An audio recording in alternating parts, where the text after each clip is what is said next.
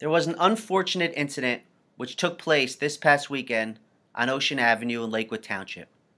Police have said that a driver struck a pedestrian, and when he went to check on the pedestrian's well being, he was attacked by the victim's family and friends. Unfortunately, the pedestrian died from her injuries, and the driver was severely beaten. There is a debate raging today over mob justice, and this case immediately made me recall a similar incident which took place in New York City. This was front page national news for several weeks, and there Alexi and Lean and his family were surrounded by a group of bikers after he accidentally ran one over. The bikers pulled him from his car and beat him to a bloody pulp before bystanders pulled him out of the fray. Now, in regards to the Lakewood investigation, the death by auto would be investigated by the prosecutor's office and the assault by the Lakewood Police Department. And there's a few critical questions we would want to know in regards to the death by auto investigation. My first questions would be, was there drugs or was there alcohol involved? I would want to know if the driver was acting recklessly with excessive speeding or by texting while driving.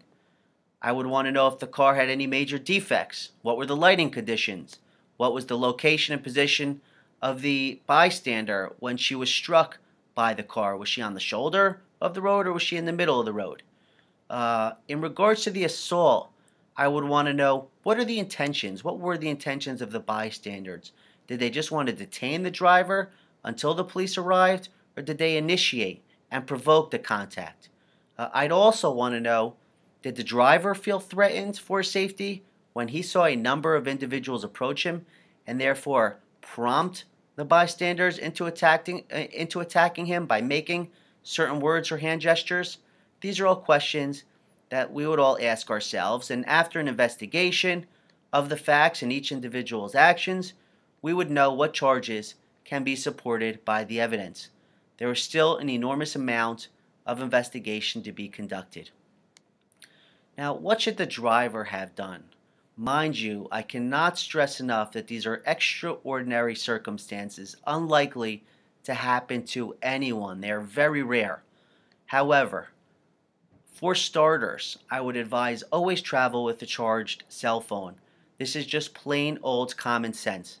And in the event of an accident, even a minor one, you cannot go wrong with calling the police, who often arrive within minutes.